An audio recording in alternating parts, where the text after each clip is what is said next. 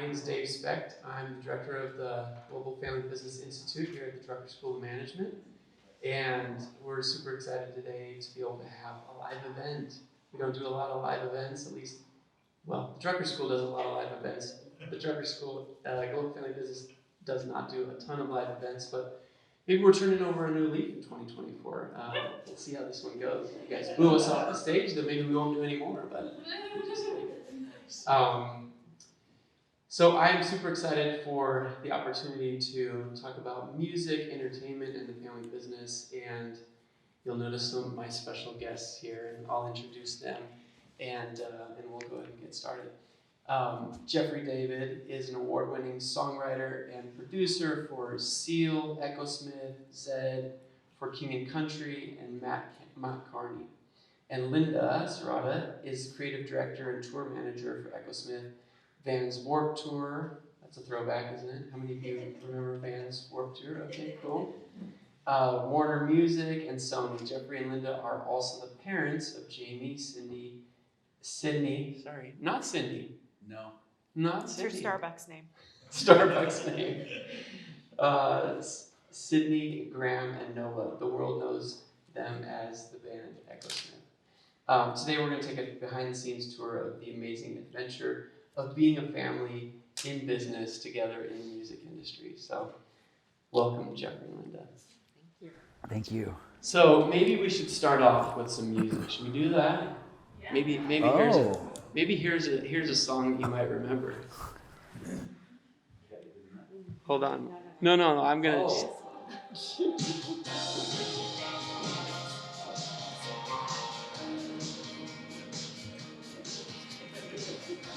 Sorry, jumped the gun. She says I'm walking in a straight line. That's not really her style. All right. I saw a few of you singing along. There's memories, probably life memories connected to that song. So, Jeffery, maybe we can start with you. Can you share maybe the origin story of Echosmith and how the culture of the band was shaped and developed? Sure. Thanks for coming, guys. Good to see you. Early on, we were having kids like right away. It's funny because being in Claremont, we actually had our first apartment in Upland. You guys know where Upland is? It's close. And we eloped, didn't tell our parents, and we were living in this one-bedroom apartment and getting messages from my mother saying, "You have not called. I'm getting a weird feeling. If you don't call me, you're dead to me." And I was scared of my mom, and I called her and told her, and we were married. We went to Vegas in a drive-through wedding. Sorry you didn't get invited. And early on, we really wanted to have a family that was musical, that was loving, that was like snuggle on the couch, went out to eat, could change clothes 20 times a day and all this stuff.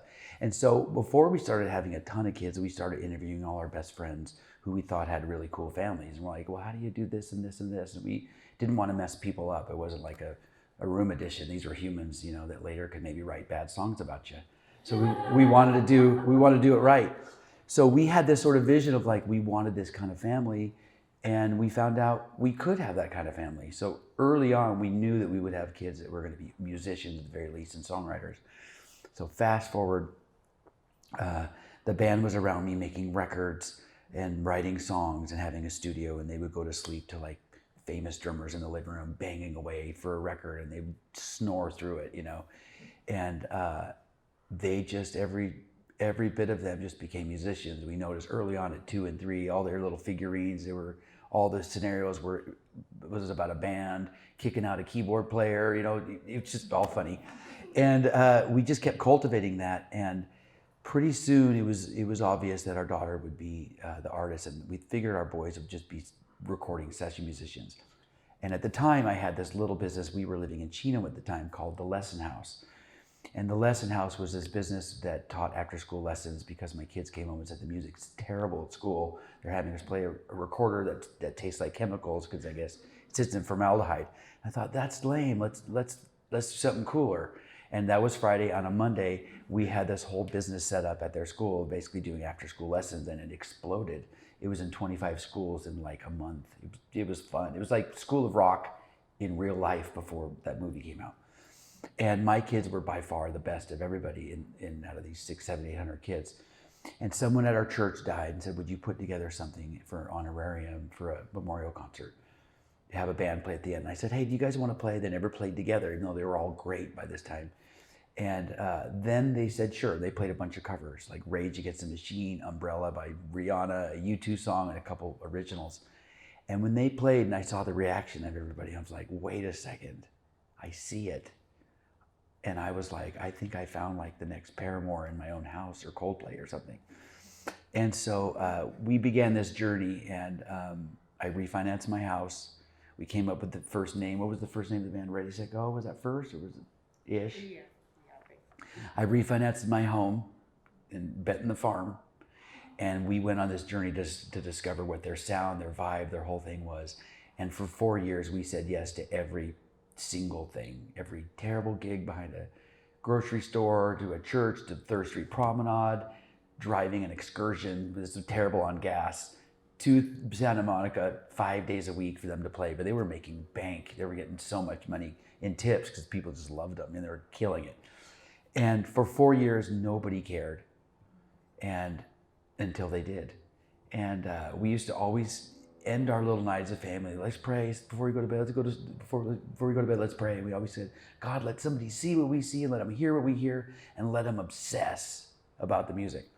So we did that for 4 years, saying yes to every possible thing. And I was running out of money. This happens. And basically someone that I knew 17 years earlier who played bass at this church I used to lead music at, he had gone on to a wild career where his first songs he ever got to write and co-write was like Slim Shady and all these Eminem and 50 Cent songs. He got hired at Warner. I told my wife, I said, I think he got hired to sign Ready, Set, Go. And she's like, that's cool. And I reached out to Mike, said, Mike, it's Jeffrey, what up? Long time no see. I'm producing records now and writing songs. Like, oh my gosh, I've been here about a year. I haven't signed anything. You got anything? I'm like, boy, do I ever. And I go, I've been working on this band. No, this doesn't exist exactly in this form anywhere on earth that I can find. I'll send you 4 or 5 songs. I never say they're my kids. I never lead with that. And he's like, give me a week. And then another week went by, and I checked in every Friday. And I checked in the last Friday, go, hey, last chance, Mike, because now Universal's coming on. And I go, P.S. they're my 4 kids. He calls me within a half hour, and the first thing out of his mouth is, I'm obsessed. Remember I told you we prayed that for 4 years? God, let somebody obsessed. Anyway, he calls me, I'm obsessed. And he's like, I have to meet you guys. He texted me all week long saying that the president of Warner was obsessed. The building was, that word again and again was happening.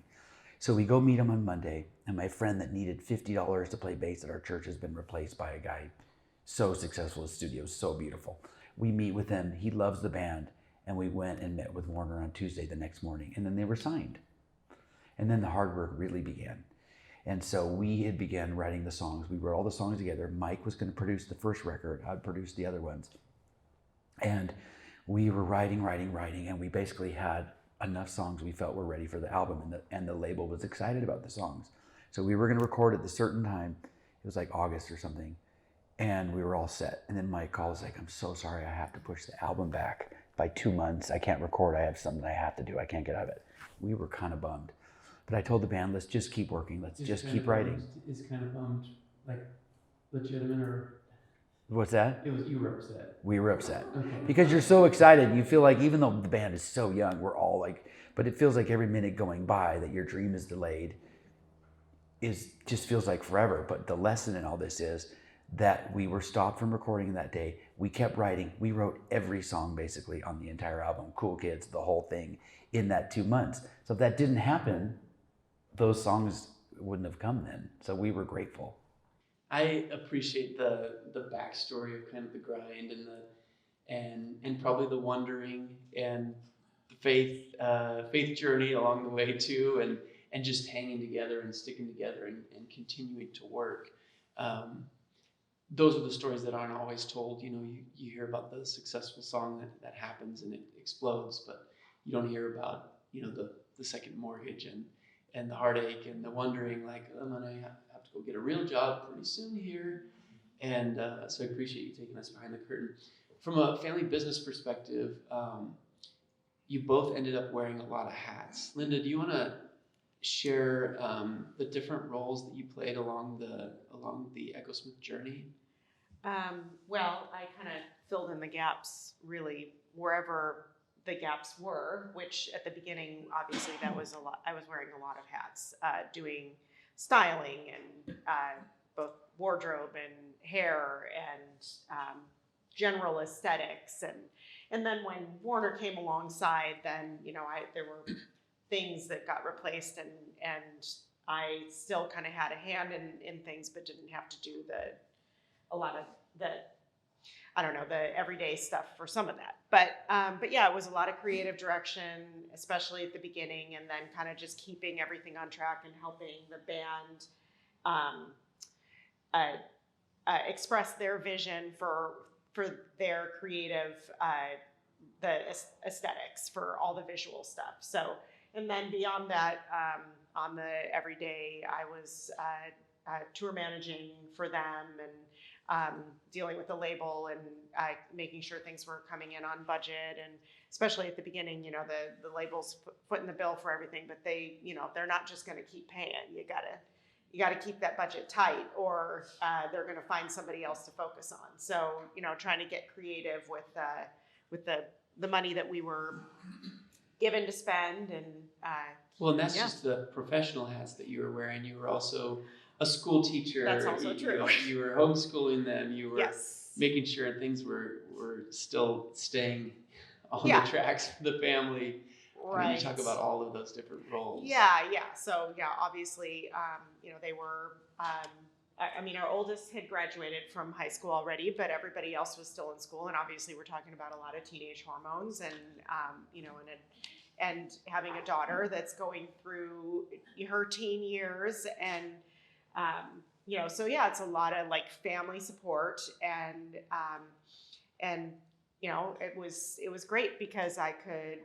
We could really be there for the kids as they're like, dealing with it's a lot of pressure and there's a lot going on. And especially when we got to the point of when you're in this wild success and we're just riding this wave of what cool kids did, there was, there's still so much that's coming on and you kind of don't even really realize what, all the groundswell that's kind of supported you. And there's a lot of expectations. It's a lot for a grown-up. And then to be a young person, and then beyond that, it was, you guys need an education. And so, yeah, just that too. So in family businesses, oftentimes one of the challenges is spotting talent especially within the family and encouraging that talent within your own family.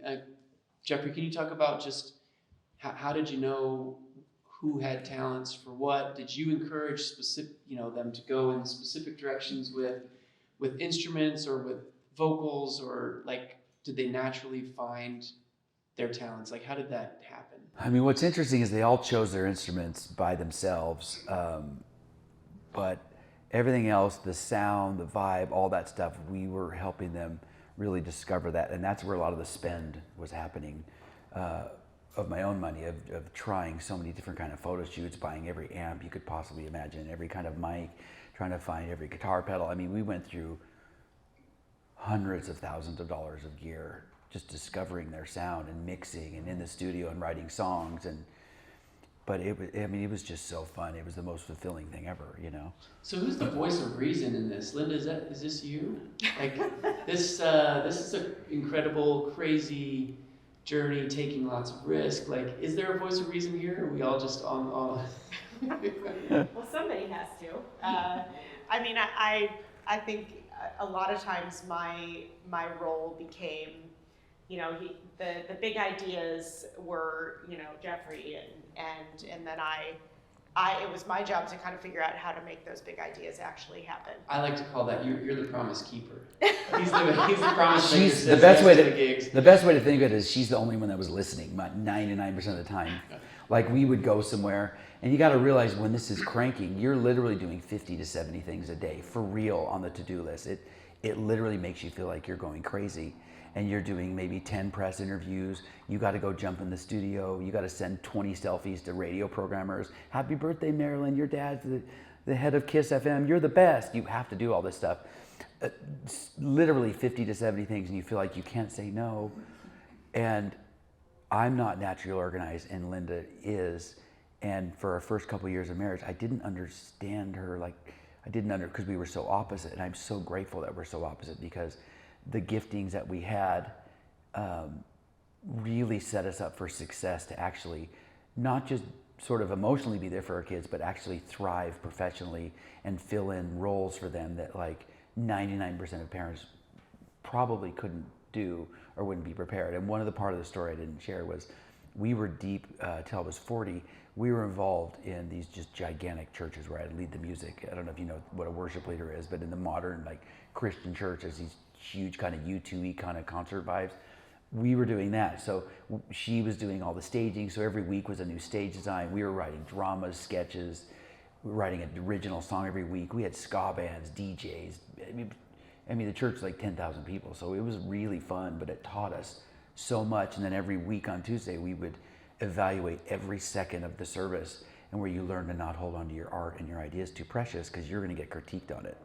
You know, it's like, oh, did that song really speak, and how did it, or how was the transition to that drama? Was it weak, or how come the bass player looks like he's high, or whatever, you know, or the percussionist flipped a guy off on the way out of the parking lot. I mean, you have to cover a million, plus you're overdoing budgets and stuff. So all of that stuff prepared us so well.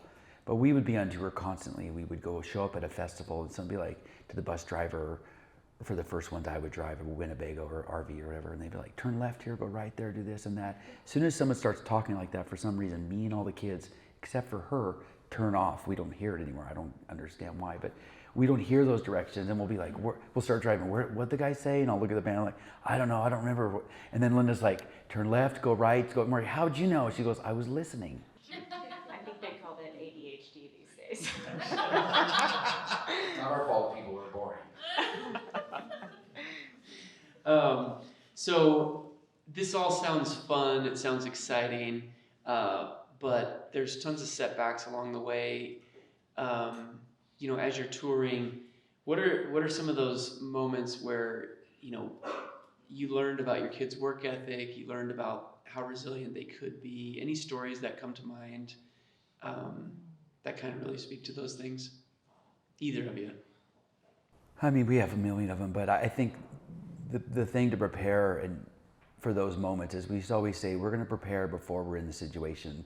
So Decide before you decide. Yes. So we're always like sort of before those moments casting vision of what we think it's going to be like to mentally prepare before you're there. So, and that's a good reminder for all of us. If you want to, you know, really do well in a meeting, then plan what you're going to do in the meeting before you're in the meeting, you know. If you want to, this is totally family perspective, I'll give you a dad vibe. If you want to practice purity and you're a teenager, you probably shouldn't decide when you're making out in the car at midnight your favorite jam, you know, your favorite song. That isn't the time to decide. The time to decide before you're ever in that car at midnight or ever. So we would cast vision with the kids all the time. And one of the times that, this is just one random example, but we were in Germany and there was a list of 75 things to do that day. And they were going to do a TV show, I don't know, this was 5 years ago or something. They were going to do a TV show at 9 a.m. and at home it's 1 a.m. Being really frank, Sydney just started her period. There's a bit human moments here. People don't feel good. They ate something disgusting. They're going to be on TV in an hour.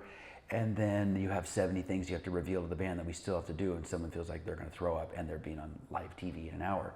So to see our kids constantly push through those things and say to them, it's like, hey, we have a lot to do today, but by the end of today, 3 million people will have heard our story. And I know you don't feel good, but I love you and you can do this. We got this. And they're like high-fiving you. And it was just being there for them like that, and they pulled through. It was really inspiring for us, you know. I would say also a good example is our experience on our first Warped Tour. You know, because initially the band was only, we were only contracted to be on half that tour. And we were basically, there were multiple people on the label side that were basically saying, like, you need to kind of putting a large expectation on the band and on us to figure out how to get Kevin Lyman, the owner of Warped Tour, to allow us to be on the tour the entire time. Well, that's not only do we have to emotionally win him over, but then obviously there needed to be some actual logistical things that needed to happen. And not just perform well. Exactly. Like Besides you think that, about just performing well, that should at be enough. the but worst stage possible on that tour, it was an absolute It was a grind. truck. It was basically a truck. Yeah, talk about grit. The grit that was that you needed to do well on this tour. Anyway, well, we're going on this tour, and our children are teenagers, minors, and the vibe of that tour is definitely not family friendly. Let's just put it that way. But one other thing that another strategy for us has always been like, you can if you can make a teaching moment out of a situation that you're not involved in, is definitely a great way to help like teach people a better way, right? So here we are watching these other bands perform during the day, then spend the night partying, and then struggling to get up in the morning, and after all the travel and all the things, and they're not promoting themselves. And so we basically we outworked every band on that tour, and being able, and it really became an ethic that continued throughout their touring. I mean, it continues to this day in their touring career. It's that. What does that look like? Like, what are some examples of how do you outwork other bands? Well, while they're still sleeping, our band was up.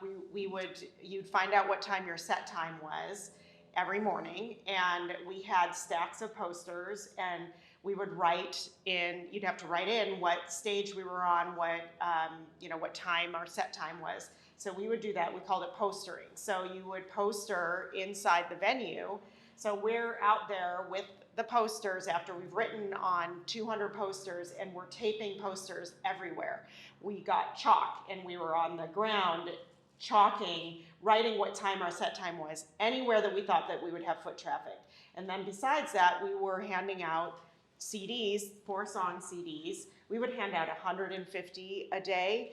They would go with the acoustic guitar and stand in, because everybody had to stand in line waiting to get in. And for so hours. for hours, these kids would be there, and they would stand there, and they would walk up to strangers and say, can we play a song for you? And so there's a certain level of vulnerability there. I mean, big vulnerability.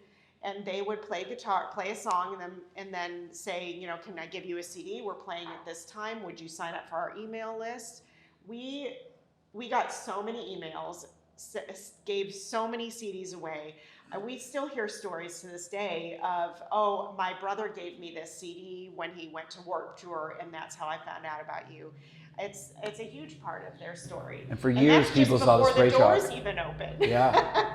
So that's what they were doing while everybody else was sleeping, and then we would, throughout the day, it's really the same thing, self-promotion. So, and everybody else was just more concerned about, who they were going to be spending time with, how many beers could they drink, and what girls or guys they can hook up with, and that was all what would happen once the doors would close. And we were just hyper focused on what it took to actually be successful.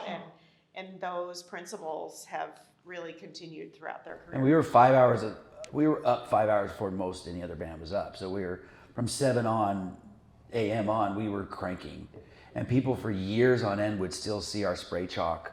Echosmith, 1 p.m. at the whatever that stage is called, like some amphitheater. They saw it for years on end. We outworked it, and we got the rest of the tour. Yes, and we they did. became the band's band of the whole tour. So like all the other artists, they were slaying their shows, just killing it. All the other artists were coming to the shows, like, what is going on? And it was interesting because then everybody was singing all the songs, the words to the songs, and the songs weren't really out yet. Cool Kids and Bright and all these songs weren't out, and these people were singing the words. It was interesting. It was fun. So can we talk about just the arc of Cool Kids and how that, how does a song explode like that? What was I guess there's a million reasons and a million touch points, but any insights into kind of Well, we being first organized there? we first turned the song in, and they're like, "Oh, something's missing," and we're like, "You're crazy." And then Linda, Miss Fill in the holes here, we were talking to Sydney at her bedroom door at like 10:30 at night, and Linda's like, "What if you changed it to a narrative instead of a?" Because it was like, "I was walking in a," so we're like, "What if you made a narrative like she was walking, he was," and we just changed he and she instead of I. That's all. We turned it in. The label's like, "We love it," and we turned it in, and this was the fall. End of spring, fall, somewhere. No, sorry. It was the spring and of that year. And then we went on tour with a band called Owl City. Do you guys remember him? We went on tour with Owl City, and then everybody was singing, especially Cool Kids and Bright, at the show. And it wasn't out yet. And then in September, it was the iTunes free song of the week. Remember they used to do that? And it broke all kinds of records. And then it started to crank. And then in Nashville, it hit like #1 on alternative radio, hot AC, Americana, and pop. And we're like, and labels like, this hasn't really happened before, where it's on all formats. And then it was cranking, and then it wouldn't stop, and it was doing it all over the world. And all of a sudden, it was just like millions of singles of this first song was just cranking, and the checks were so fun. Just like another check, and it was just so fun. So it's probably easy to get lost along the way, but your family seems to have decided early that there's some specific values that you want to have, that you agreed on together. I mean, it comes through in a lot of the lyrics. I'm thinking of Lonely Generation. Can you talk about those lyrics a little bit and maybe the backstory there? Do you guys know Lonely Generation? Okay. Yeah, that one charted really good for us. So we'd written this song because the band, when the band first got signed, all this started happening in 2013. So this was like just as Spotify starting to crank a little bit, but radio was still really big, and then physical stuff was still selling. We had noticed, and they were the fans. They were the exact same age as their fans, even though they have definitely some older fans. We just noticed that people were showing up at shows and all the letters and in the fan lines, that people were really lonely. And it was weird as we saw that like the internet made us more connected, at least accessible more than ever. We're more isolated than ever. It's the weirdest thing. It's the two-sided thing of the internet, where it's like, it's awesome. You can reach anybody, you can learn so much, but like, we're kind of seeing everybody's highlight reel, kind of the best side of their life. And is it even real? Are we real? So we wrote this song, and I wrote all the songs with the band, every single song pretty much in existence. We wrote this song with the idea of like, man, we're the lonely generation. We're connected, but we're isolated. We're forgetting that we need each other. And that was really the perspective of that song. Should we listen to some music? What do you think? Yes. So, would you play Bright for us? I would. All right. This is a song that we binge at our house. We love this song. Can you maybe give us a little backstory on Bright, and then thanks for playing for us.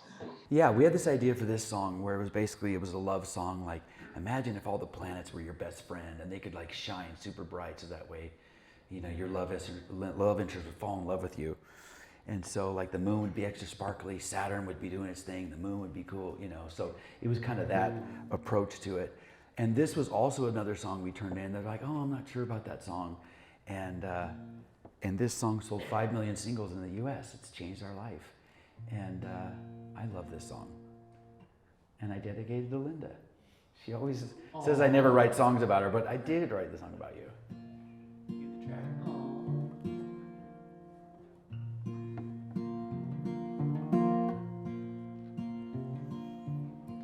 I think the universe is on my side. Heaven and earth have finally aligned. Days are good and that's the way it should be.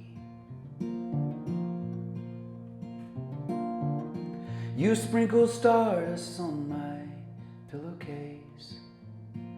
It's like a moonbeam brushed across my face.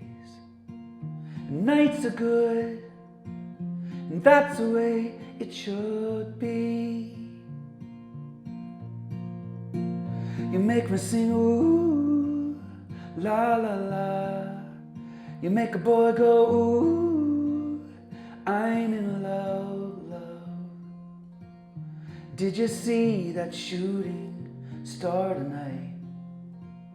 Were you dazzled by the same constellation? Do you and Jupiter conspire to get me? I think you and the moon and Neptune got it right. 'Cause now I'm shining bright, so bright, bright, so bright. And I see colors in a different way. You make what doesn't matter fade to gray. And life is good, and that's the way it should be. You make me sing ooh, la la la. You make a boy go ooh, I'm in love, love. Did you see that shooting star tonight? Were you dazzled by the same constellation? Do you and Jupiter conspire to get me? I think you and the moon and Neptune got it right. 'Cause now I'm shining bright, so bright, and I get lost in your eyes. Did you see that shooting star tonight? Were you dazzled by the same constellation? Do you and Jupiter conspire to get me? I think you and the moon and Neptune got it right. I think you and the moon and Neptune got it right. I think you and the moon and Neptune got it right. 'Cause now I'm shining bright, so bright, bright, so bright, bright, so bright, and I get lost in your eyes tonight. Thanks.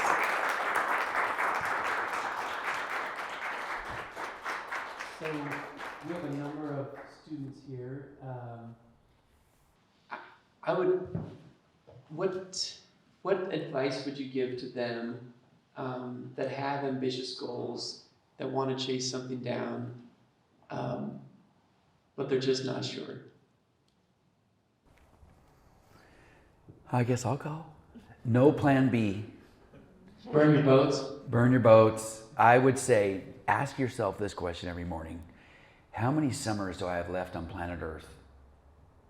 How many do I get? I don't know. I'm 55.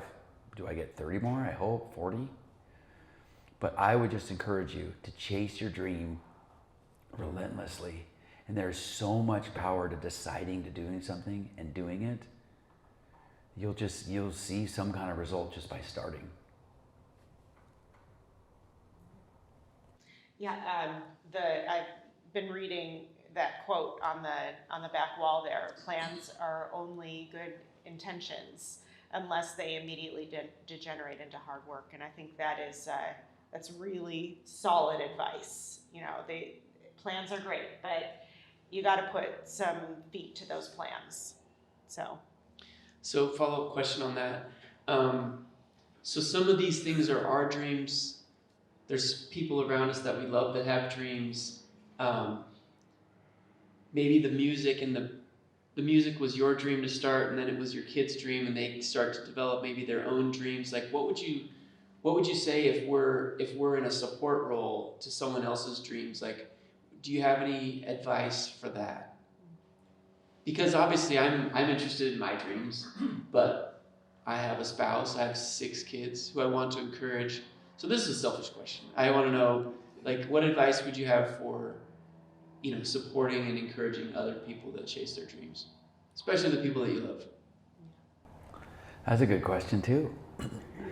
I think believing the best in people and giving a person a chance to fail, go for it, even if you fall down, get back up. And there's a lot of roles in capturing a dream. And some people's role is the lead singer. Some people's role is to make sure that the deals are really well done, or the songs are produced right, or that the bus gets there on time. And you have a part, and everybody has a part to play. Not everybody's the quarterback. The water boy is really important in a professional football team, So find your role and thrive in it, and just be an encourager, No one wants Debbie Downer. The world will tell you can't do it, so try not to be that person. Try to be the person that's like, let's go for it. How many summers do we got? Let's do this. Yeah, you can never lose by encouraging others in their dreams. I mean, there's I'm sure we all have we can probably recall people that have told us, discouraged us. Yeah.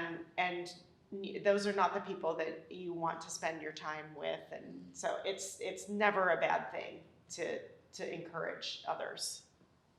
So with family business, we talk about transitions a lot, and I know that with the band, there have been some transitions. Your oldest son transitioned, I don't know how many years ago, from being in the band to choosing to do something different. There's been each of you individually have had your own transitions with roles.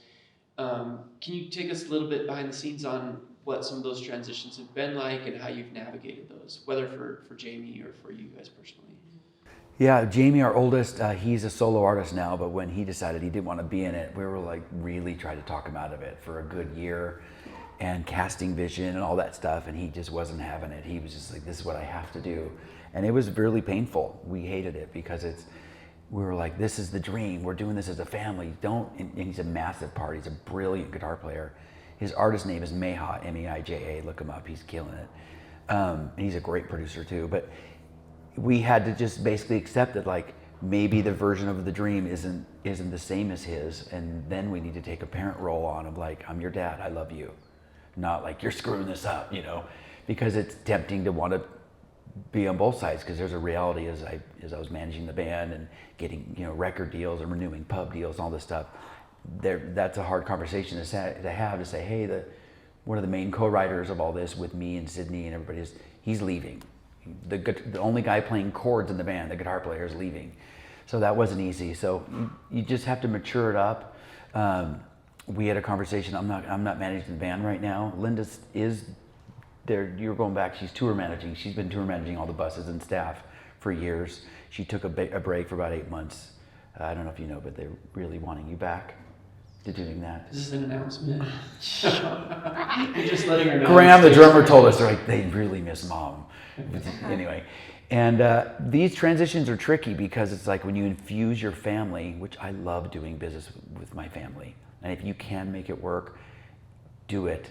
The family structure, when it's healthy, is the best place to do business. A lot of people would come up to us, I could never be in the music business with my family. I'm like, that's your story, that isn't ours.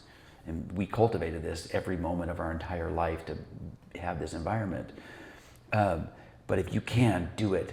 But you have to also be careful that it's like the dream may change, and your thing that you think that you're going to do may not be the same, and they may want to change, or you may decide together. And you have to always be working on your own stuff. As a parent, here's a little bit of parent advice. Our friends that we interviewed who had all these kids that were great that we wanted to learn from, they always said they're leaving. Make sure that you guys put each other first. Be in love the most.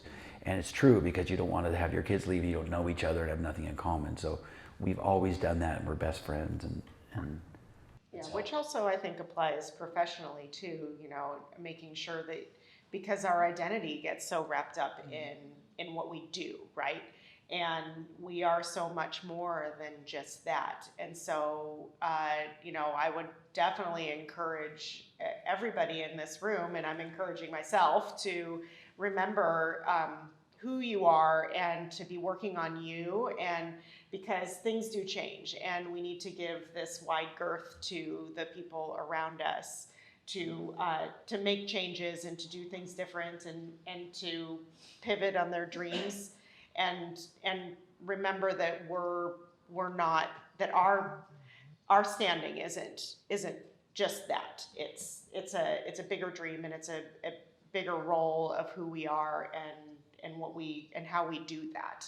So it's something we're always working toward.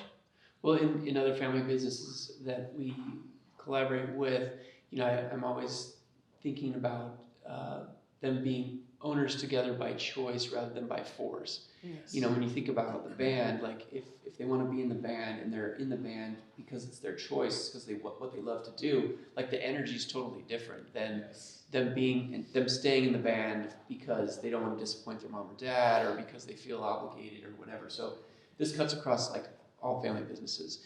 I was listening to an interview just a little while ago with Sydney and Graham, and one of the things that came through to me was you figured out like how to have your kids be each other's fans, and also like they seem to protect each other and take care of each other. How'd you do that? Yeah, that goes back to those early interviews of the kind of family we wanted to have when we were asking our friends. So one of the big things in our family, one of the hugest values, we said to them as little kids, we had to say it a million times, you might have trouble in school, you might have trouble with friends, you might get terrible grades. We'll get through that stuff. But if you're unkind or you treat each other bad, that's a no-go in our family, and the world's going to come crashing down if you do that to each other, because this is our family. We're not going to have the kind of family that says, I hate you, you're ugly, you're stupid. We never allowed that stuff. And so by holding that as a huge pillar of importance, they learned to be best friends. And it wasn't easy. We made Sydney, as giving some stuff away, but early on, Sydney, the singer, our daughter, and Jamie, the guitar player, who were complete polar opposites, they had to sit together for 3 years in the car to figure their stuff out, and they all became best friends. And even to this day, when they're getting home from a tour, it's like, what do you want to do tomorrow? Or when they were younger, it's like, who's sleeping in my room? It was so cool to hear after being on a tour bus every second, and they're still best friends, but we had to cultivate it. Yeah, and the other side of that is it's not all just rainbows and butterflies, right? And we also called them to a higher standard. We call ourselves to a higher standard too. So even though, like, I think part of that, the other side of that is in that the affinity that they have with each other is also because they know that they can also sharpen each other. And, and a knife doesn't get any sharper by hitting a dull plastic board. It gets sharper by being sharpened with other metal. So do we want to be dull or do we want to be sharp? And that was another high value for us, was like, you can be more than this. But it's not about telling them, being a discourager. Again, it's still about encouragement, but it's also showing them that there's a higher path, a higher calling, something that they're bigger and greater than whatever the distressing situation is, or, and we all do it. We're all, still in the learning process of becoming better humans. So I think it comes down to casting vision constantly as a leader, whether it's your own company, your family business. It's always just whatever your mission statement, like our mission statement was to spread hope and love to the whole world through music. So we had to cast that all the time. And going back to the Germany story of like, you have 70 things to do and someone feels sick, you're gonna be on TV, and you literally have to go to 8 radio stations, you have to do 12 interviews. I mean, Germany, these German people, they are so organized with time in that country, it's crazy. So from 8 a.m. to 10 p.m. at night, every single second is strategized. So you have to say to the band, like, remember how we prayed that somebody would care. This list, I'm telling you, is the answer to that. And I'm telling you, 3-4 million people will have heard your story. We got this. And so many managers, so many leaders are just like, tough it out. People want your spot. We got to do this. I don't want to hear any complaints. That's not inspiring. But if you can cast vision, it's like, we're up to something huge here. Let's revel in the moment, in the journey. And then all of a sudden you have people that find purpose in the minutia, which is so important. So what I want to do now is I want you guys to prepare, because I'm gonna open the mic so that if you have questions for Jeffery and Linda, you can ask your questions. But I want to ask a favor. Will you play one more song for us? This song's not. Oh, that one I sent you? This song's not out yet, but it's a new favorite of mine, and I think it might become one of yours too. It's called This Guitar. Yeah, I sent this to him for fun, and he's like, release this. He loves it, so I'll play it. And this song is fun because I wrote it from a perspective of like, wow, music can just take you places that you never knew you would go, and people you would meet. And like, we've met presidents and kings, and like, what are we doing here? Like, what's going on? We met NFL people, like some of the weirdest environments. You're like, how did I get here? But it's really fun, and you just show up and be yourself. And music's taken us a lot of places. This guitar.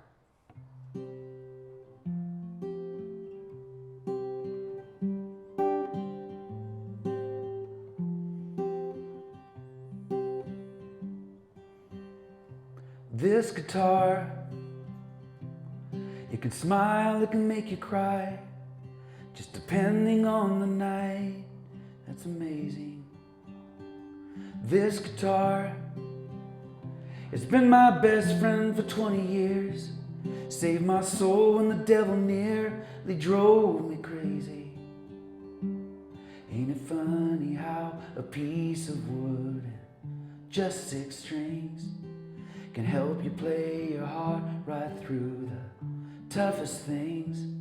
And when no one understands me, I can fly anywhere, just me. This guitar, when I'm at my loneliest, that's when we play the best sad songs. This guitar, and when my life fell into pieces, it led me back to Jesus and his loving arms.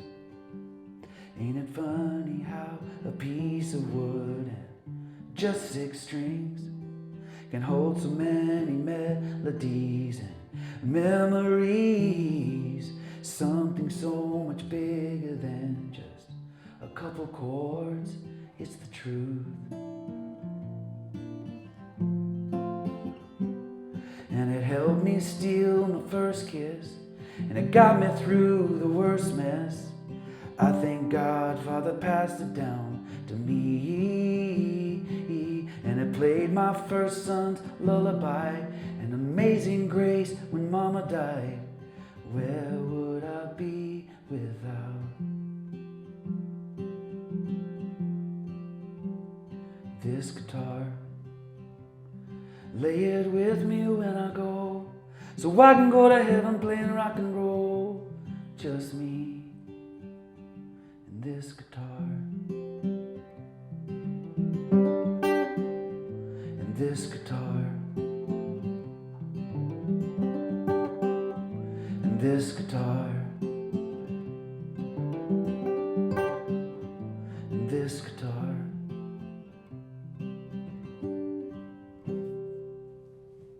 Thank you. I do like that song.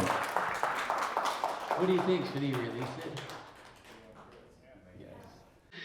All right. I'm going to wander through the audience here. If you have a question, feel free to raise your hand and I'll come bring the mic to you. Yeah, you need the mic because we're recording it. Well, first, thank you for coming and sharing your story. My question is more for you from the perspective of a parent. As a parent for you, do you feel like, especially being in business with your kids and leading your kids really in a sense, right? For them to see you fail and see you lead by example, do you think that that helps them be okay with failing and getting back up as possible, that if I do fail, that it's not the end of the world, that you can keep going and you don't need the plan B? Do you think having that initial working with mom and dad and together really helps with the success of them as well as yourself? That's a great question. You know, being in the music business, it's unique in the fact that nobody cares for so long, and it's just the most impossible thing to go for. And I have artists reach out all the time and they want me to manage them or produce a record. And I have to say, as we get into this conversation, it's like you're going for something that basically 10 million people want, one of the 500 seats on a bus. And it is really rough. And my kids saw me struggling, writing songs where nobody would care, sending out, I sent out something like 120 emails 6 days a week to strangers for years and years and years. Hey, here's a song. What do you think? Here's a track. Here, I'm a producer and songwriter, in Chino, California. What do you think? And a lot of people never responded, but a lot did. And it was the perseverance, and my kids saw it. And we always, we involved them in chasing the dream for me and them. We shielded them from some of the harder stuff. When you're running out of money, you don't want to lay that on your kids. It's not their responsibility. But just the constant faith aspect of like, I believe this can happen. I'm going to invite God into this journey, but let's work our butts off, And we found they saw us find success when we worked as hard as we possibly could, and then we had the faith piece of like joining together. And a lot of people won't put in the work, or they only have faith, no work, or they only have work, and then there's no. I think you got to combine the both of just like, let's do this together, and let's have big faith for it. Anything to add to that? Yeah, I mean, I think it's just it's a classic, like, we learn from example, and what it is that the people around us do. So, it can't just be lip service. And so when it comes to parenting, yeah, we need to, what it is that we expect of our children or expect of these humans that we're raising to be good adults, you have to set that example, and you have to be doing that too. So, they learn to apologize first from us, right? They learn to, and what to do when they make a mistake. So it's modeled or it's not learned, pretty much. Yeah. And I mean, in the end, it's like they make their own decisions, and they do,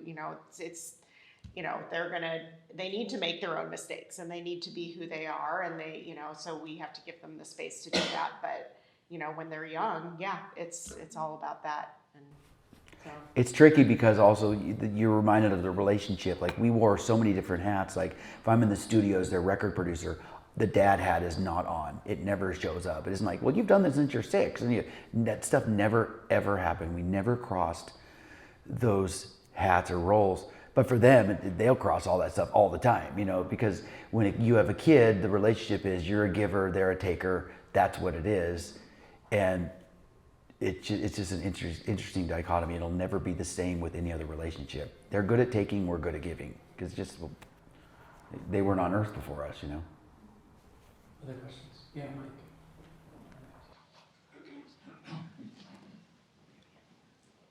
So with that perspective, like, you're good at giving, they're good at taking. At some point, they're going to start, relationships and families, and the business probably needs to transition at some point. At some point in the future, you need to start thinking about how do they kind of manage their own structure.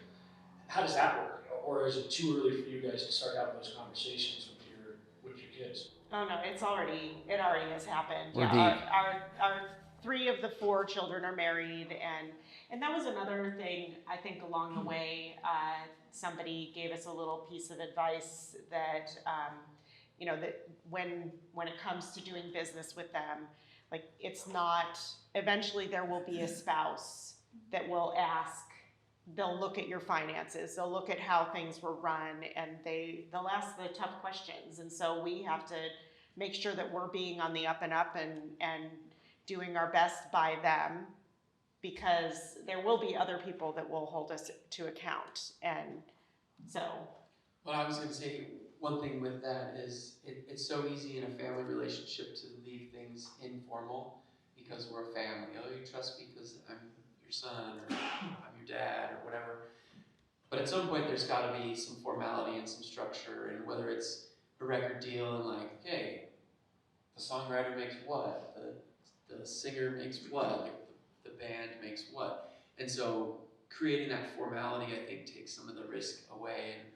Did that happen pretty early, or was it pretty informal for quite a while? Well, I never had a management agreement. It was always a handshake, and I still don't have them with any of my artists, because who wants to work with an artist if they hate you? You know what I mean? It's like the last thing you want. But with the songwriting, I always told them, I'm like, listen, you know, I bring so much as a writer. Like, I don't ever want less of a percentage than you're going to give someone else. So however we're gonna split it with another writer, that if we bring another writer in and you guys act as one thing, or however we split it, I don't ever want to be less than because I'm your dad, because I'm bringing something very serious to the equation, and it's proof in the pudding, because we've done really well with that. But that was an example to have a formal agreement of like, hey, just want you to know that I won't go less than what's standard, even though I'm your dad, even though I funded the whole thing and risked my whole thing. You know, I could have gone crazy, but on the other side of that, as a manager, I never took more than my traditional management amount, because that was great advice. Someone told us, it's like, listen, someday someone could be really pissed if you take more than you should. But in retrospect, we never did. We always just took a standard management agreement. But there's a lot of actors and stuff who gave that stuff a bad name, where, you know, a kid actor comes to Hollywood to try to make it, and maybe the whole family is sacrificing. They're from St. Louis, but they have an apartment at Oakwood Apartments. It's a very famous thing. You remember Big Time Rush, that whole apartment complex? That's a real place. Families stay there where they're trying to audition for pilot season. So imagine that scenario. It's not ours, but you're sacrificing, you're paying for a whole life in LA to audition, you're running out of money, you're paying all the bills for your other kids at home in St. Louis, and then the kids, like the next Selena Gomez or someone like that. A lot of those families then live off that kid's salary, and it sounds awful from the outside, but it's like, geez, that whole family was like risking it all. So I see all the sides, but for us, we were very traditional, and this is the management fee. We will never take more than that. But the songwriting, I'm treated as a real writer. Well, and I think across family businesses, it's a good practice to pay for the role that the person is doing, not because they are a family member or they are not a family member. Right. Yeah, and communicating that too is super important. Knowing what the expectations are, knowing what, you know, which, I mean, obviously contracts, that's essentially, that's what it does. So, so yeah, just, you know, being upfront and clear about finances and percentages and any, you know, things like that is like, it's a big piece, I think, to walking them into adulthood and them having their own lives and managing their own finances and their own family finances. So. Hello, I had a question regarding the challenges that comes when you have this passion for something creative that you love and you have a lot of opinions about, versus when it becomes a business. Now you have a certain intended audience who has certain expectations of you, and they have their own opinions. And where do you draw the line of, no, this is my creative direction, this is what I want to perform, this is how I want to perform it, versus adhering to what they want? And if they're the ones giving you the money, you know, how do you balance that? Is there a certain line you draw there?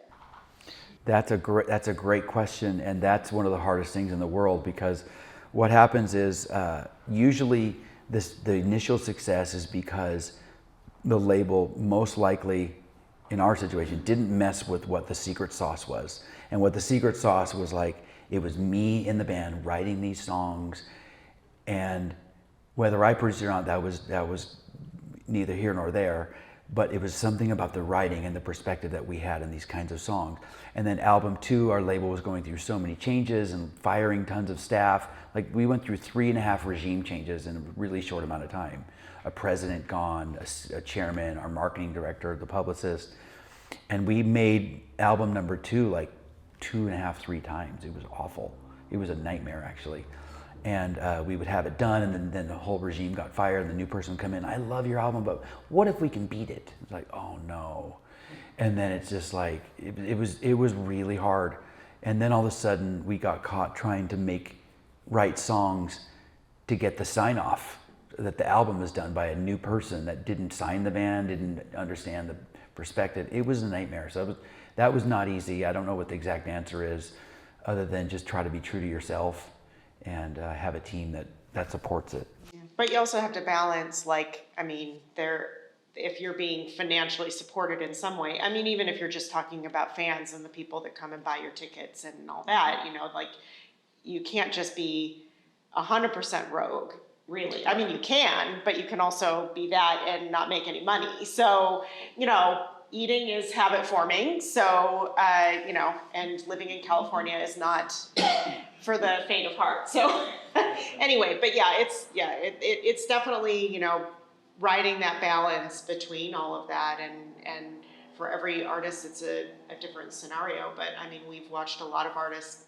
get made or broken by that, pulling the artiste card a little too often. And now I saw them on one tour be huge, and I've never seen them since, into obscurity. So anyway. A good thing to remember is whenever you have a corporate partner in business or music business or whatever it is, they get a say on what the version of cool is too. And if you don't want them to have part of the say, then don't take their money. But it's only fair if you're the chairman of Warner and they're spending millions of dollars on you, they're going to have some opinions, rightfully so, and they've done it a bunch of times. So you also, as a team, as managers, with any partnerships, you have to just realize now we've just assembled a team. Grow up. Everyone's opinion counts. You don't want to sell your soul. It's different than that. I'm talking about like the creative, the colors chosen for the way a song sounds or the album looks and all that. You just start sharing what the version of cool is. Well, speaking of cool, I actually recognized that song. I was like, wow, I know that song. And that's saying something because I'm a similar age as you. And so thank you for sharing your inspiring story. It's really been riveting, and it's so refreshing to hear folks creating music that's going to be uplifting and inspiring. And that's why I stopped listening to the radio a long time ago, because it was just not my cup of tea. My question is, how do you see this whole business of creating an audience and cutting through the noise? Because there's so many things competing for our attention. It's harder and harder to create your audience. And how do you see that changing going forward compared to what it was in the past, and what's next for Echosmith? Those are great questions. It's always, how do you cut through the noise? That's a great term.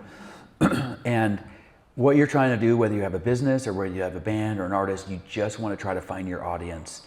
And so what I tell artists right now, the big picture is there's 8 billion people on the planet or something. Can we find the first 1,000 that'll spend $100 on you? And that could be the same said for a business. Well, that's $100,000. If you have a little tiny bakery, you have a business. Can we find 1,000 people? And the best way to do it is consistently feed an audience, even if it's tiny. Consistently feed your art, your business, your mission statement to those people in creative ways. And you try a bunch of stuff and you're not sure what's going to work, because now there's thousands of doors, point of entry. Before, in the music business, there was like 5, and it was all the major labels. And you went in that door and you had access. And they owned a lot of stuff that people didn't know they owned. So that's why they always got on TV. They always got the best playlist. Because a lot of labels have pieces of those things. So now that there's thousands of doors, you just have to try to find that first 1,000 and feed them your stuff and be true to it. And eventually it works.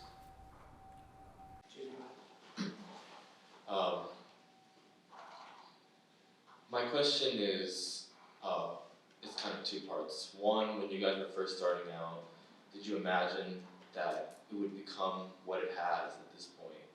And tied to that, during those 4 years that you felt that nobody cared about you guys, how much of that was driven by this idea of the end in mind, and how much of it was you guys really being in love with the process of the grind of, even despite the fact that you weren't, being recognized like that? Yeah, I mean, you've heard this said, is like, enjoy the journey. That is not easy when your end result is a thing that you've envisioned it needs to be. Like for artists, having a record label as a partner, or having a successful touring career, and enjoying the process. But you do have to have that that vision for envisioning what that future can be. And I think that was always, from the very beginning, we always had that. And it doesn't look like what we all envision necessarily, to the T, because of course our vision is, based on social media or whatever. But in the end, it's like keeping that vision alive and remembering and really taking that to heart and seeing that for our future. So It's hard though to enjoy the journey if you feel like you're not getting to the destination, or it feels like I'm never going to get to the destination. Like my worst nightmare job would be to be a delivery truck driver. That's just or a long road truck driver. I'm not that patient. So I'm struggling with that all the time and trying to enjoy the journey. One of our friends gave us great advice about marriage, and he's just like, you think of marriage as like, oh, this one trip we took then, or we did this thing, or our 50-year anniversary, or whatever it is. He's like, it's not. It's every day at the kitchen table having oatmeal, or snuggling before you go to sleep, or the little joke on the way to church, or whatever. It's those little minutia, everyday stuff. That's really what life is made up of.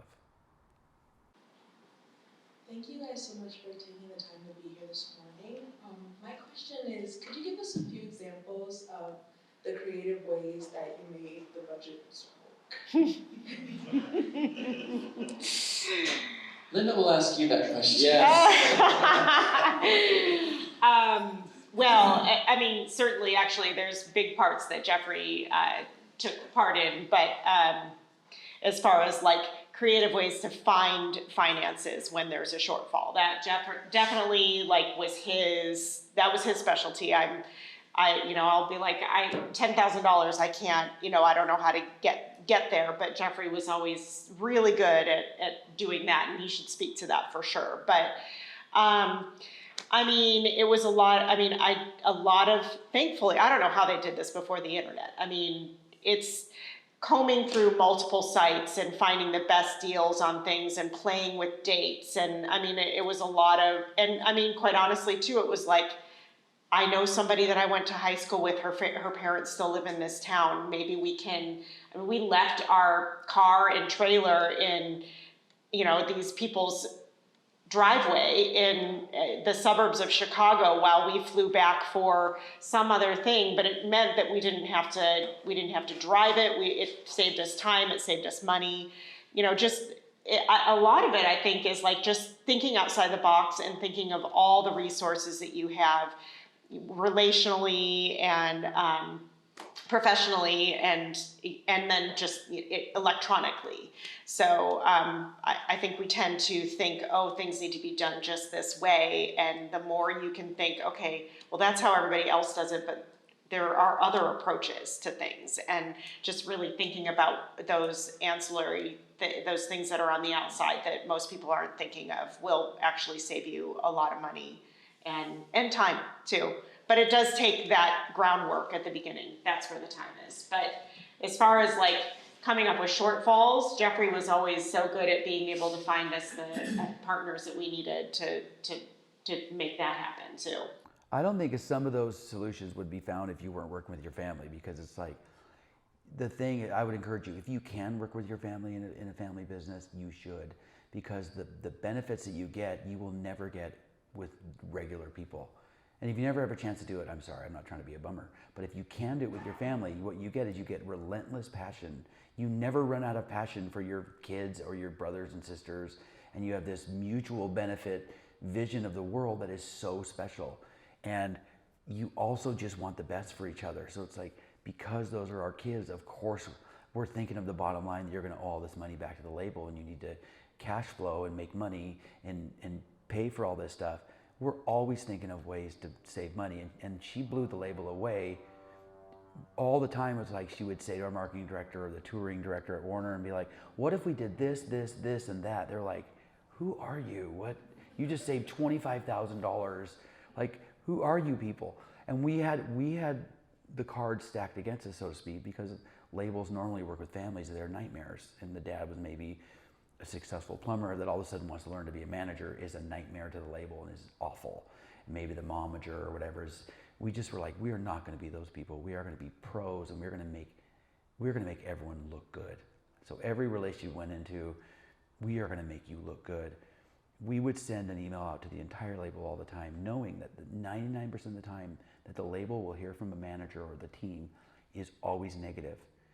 99% of the time they heard from us, it was something extremely grateful and positive. Like one email would be like, attention, emergency alert, to the whole label. And in the subject, like emergency, they're like, what, Echosmith emergency? They open it, just like, free ice cream on us this Friday. We love you, you're changing our lives. Like, they don't get stuff like that. And if you can show up You can be relentlessly passionate with your partners and your family. I'm telling you, you have partners for life. They think about you when they wake up, when you treat them like that. So. Hi, it's so nice to be here with you guys. I'm a big Echosmith fan, and I remember listening to Cool Kids on my way to high school driving, and I was in band, so I was not a cool kid, so very relatable and really cool to see you guys. I had a question. So when you were playing guitar, a lot of the themes in your song, and I think in a lot of Echosmith songs, are about honesty and kind of holding yourself to like high morals. And I know in the music industry, there's kind of a lot of negotiation that happens. There's a lot of temptations, lots of things that pull you in so many different directions. So I was kind of curious, how do you continuously emulate these high morals and emulate honesty and kind of like maintain a sort of authenticity and genuineness to yourself and your family? Thanks for noticing all of that, because those are stuff we strive for, and it means a lot that you're getting it. And it's raising this family with this atmosphere of goodness and loving each other, and the world is a crazy place, but let's go do it together. And that principle that we talked about earlier, decide before you decide, was a huge one, you know, that we talk to our children about, who are now adults, so they do their own deciding before they decide. But it's awesome to see. We would say early on, before we ever were in the meeting with the stylist, because what you realize is, okay, now they first get signed, then the label's going to throw all the normal people at you, and the label doesn't have bad intentions. People think they're just evil, gnarly in this dark room. It's not really that at all. They just are trying to find hooks that market that work. They want to make money. Yeah, and so for them, the easiest one for females, of course, is to look really hot and sexual, and like that's going to get a lot of attention. But we're like, that's not the road that the band wants to take. It's not us saying that as parents. We're advocating their message, which is to spread hope and love through the world, not through being nasty or whatever.